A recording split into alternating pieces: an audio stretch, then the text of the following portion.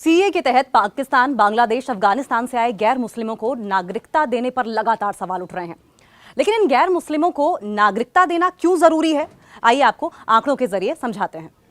सबसे पहले तो ये जान लीजिए कि उन अल्पसंख्यकों को भारत की नागरिकता दी जा रही है जिनका इन तीनों देशों में धार्मिक उत्पीड़न हो रहा था, यानी कि धर्म के नाम पर उन्हें प्रताड़ित किया जा रहा था किसी न किसी तरीके से। अभी तक ये होता आया था कि भारतीय नागरिकता पाने के लिए किसी भी विदेशी शख्स को भारत में कम से कम 11 साल का समय गुजारना होता था। लेकिन अब पाकिस्तान, बांग्लादेश और अफगानिस्तान के गैर मुस्लिमों को अगर छोड़ दिया जाए तो बाकी दूसरे देशों के सभी धर्मों के लोगों को अब भी 11 साल ही बिताने होंगे। लेकिन सीए कानून की वजह से इन तीन देशों के 6 अल्पसंख्यक समुदाय के 11 साल की जगह 6 साल में ही नागरिकता दे दी जाएगी। जब गृहमंत्री अमित शाह ने दिसंबर 2019 को संसद में संशोधित बिल को पेश किया था, तब उन्होंने ये कहा था कि पाकिस्तान और बांग्लादेश में धार्मिक अल्पसंख्यकों की आबादी जो है वो 20% तक घट गई है। उन्होंने ये भी दावा किया था कि इन धार्मिक अल्पसंख्यकों को या तो जान से मार दिया गया है, या फिर जबरन उनका धर्म परिवर्तन करा दिया गया है, या फिर गायब करा दिया गया है, या फिर वो अपना देश छोड़कर भारत आने को मजबूर हो गए हैं।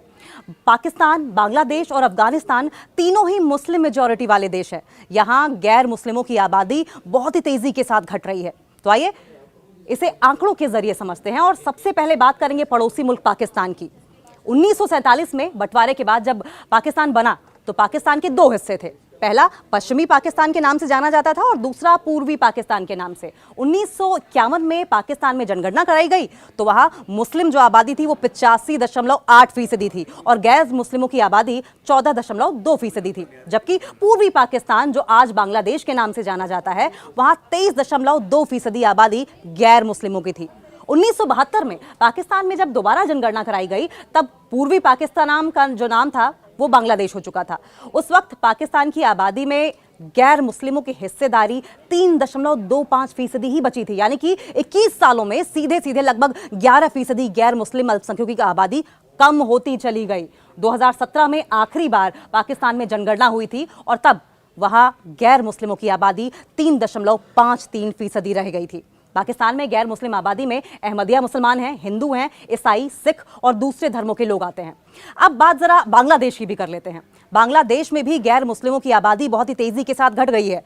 यहां आखिरी बार 2011 में जनगणना हुई थी जिसमें यह तथ्य सामने आया था कि बांग्लादेश में गैर मुस्लिमों की आबादी जो कि साल 1951 में 23.2% थी अब घटकर 9.4% रह गई है, यानी कि सीधे सीधे यहां भी 13% गैर मुस्लिम अल्पसंख्यक कम हो गए हैं। अफगानिस्तान की भी अब जरा बात करें। अल जजीरा की रिपोर्ट का अगर जिक्र करें, इस रिपोर्ट को माने तो 1970 के दशक में अफगानिस्तान में 7 लाख से ज्यादा हिंदू और सिख परिवार रहते थे। लेकिन अब वहां इनकी आबादी 7,000 से भी कम रह गई है। 7 लाख से कम होते होते बस 7,000 बचे हैं। अमेरिकी विदेश मंत्रालय की अगर रिपोर्ट का हवाला दें तो ये रिपोर्ट कहती है कि साल 2018 में अफगानिस्तान में सिर्फ और सिर्फ 700 हिंदू सिख परिवार ही बचे हैं, सिर्फ 700 परिवार, और वो भी वहां गृहयुद्ध जैसे हालात बनने के बाद गैर मुस्लिम देशों से लौट आए हैं। यह अनुमान तब का है जब वहां पे तालिबानी सरकार नहीं हुआ करती थी। अगस्त 2021 में तालिबान के दोबारा सत्ता में आने के बाद अफगानिस्तान से बड़ी संख्या में हिंदू सिख भारत लौट आए और अब अफगानिस्तान की 99% से ज्यादा की आबादी मुस्लिम है। वहां गैर मुस्लिम आबादी सिर्फ और सिर्फ 0.3% ही बची है। अब जानिए कि इन देशों में अल्पसंख्यकों की हालत क्या है, क्या वजह है कितना बड़ा पलायन हो रहा है। इन तीनों ही देशों में अल्पसंख्यकों यानी कि गैर मुस्लिमों को कई संवैधानिक अधिकार तो दिए गए हैं। गैर मुस्लिमों को अपने धर्म और आस्था को मानने का अधिकार भी दिया गया है। पाकिस्तान और बांग्लादेश में कई मुस्लिम अहम पदों पर भी पहुंचे हैं। लेकिन इन सबके बावजूद इन तीनों ही मुल्कों में, खासकर पाकिस्तान और बांग्लादेश की बात करें तो गैर मुस्लिमों की हालत चिंताजनक लगातार बनी हुई है।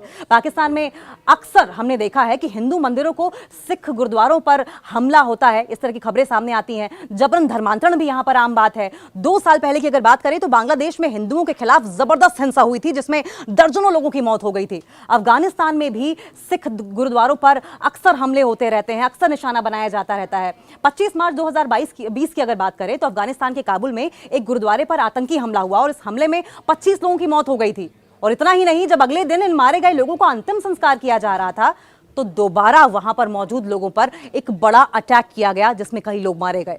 पाकिस्तान में तो और भी ज्यादा बुरे हालात हैं। पाकिस्तान में धार्मिक स्वतंत्रता की स्थिति बद से बदतर लगातार होती चली जा रही है। टारगेट किलिंग्स, ईश निंदा यानी कि ब्लास्फेमी के मामले, जबरन धर्मांतरण के मामले और धार्मिक अल्पसंख्यकों के खिलाफ नफरत फैलाने की घटनाएं लगातार बढ़ती चली जा रही हैं। पाकिस्तान में धार्मिक अल्पसंख्यकों की लड़कियों का अपहरण आए दिन होता है। उनके साथ बलात्कार करना, बाद में जबरन शादी करके उनका धर्म परिवर्तन करवा देना, ये सब बहुत आम सी बात हो गई है। एक अमेरिकी रिपोर्ट के मुताबिक पाकिस्तान में हर साल 1000 से ज्यादा लड़कियों की जबरन शादी करवाई जाती है, उसके बाद धर्मांतरण करवा दिया जाता है। जबरन शादी और फिर जबरन धर्मांतरण की ये घटनाएं हिंदू और ईसाई लड़कियों के साथ खासकर होती हैं। इन धर्मों की अगर बात करें तो नाबालिग लड़कियों को पहले तो किडनैप किया जाता है और उसके बाद उनके साथ बलात्कार किया जाता है और बाद में उनकी उम्र से 3 से 4 गुना बड़े व्यक्ति से शादी भी जबरन करवा दी जाती है और रिलीजन तो चेंज करवाया ही जाता है। पाकिस्तान हिंदू राइट्स मूवमेंट की अगर बात करें तो 2014 में एक सर्वे किया था इन्होंने, जिसमें इस बात का दावा किया गया था कि बंटवारे के वक्त पाकिस्तान में 428 मंदिर थे, लेकिन 1990 के दशक के बाद इनमें से 408 मंदिरों में खिलौने की दुकानें, रेस्टोरेंट, होटल्स, दफ्तर, सरकारी स्कूल या फिर मदरसे खोल दिए गए। 2019 में पाकिस्तान की सरकार ने भी 400 मंदिरों में तोड़फोड़ या फिर कब्जा हो जाने की बात को माना था। तो आप समझ गए ना कि इन अल्पसंख्यकों को नागरिकता देनी आखिर क्यों बेहद जरूरी है।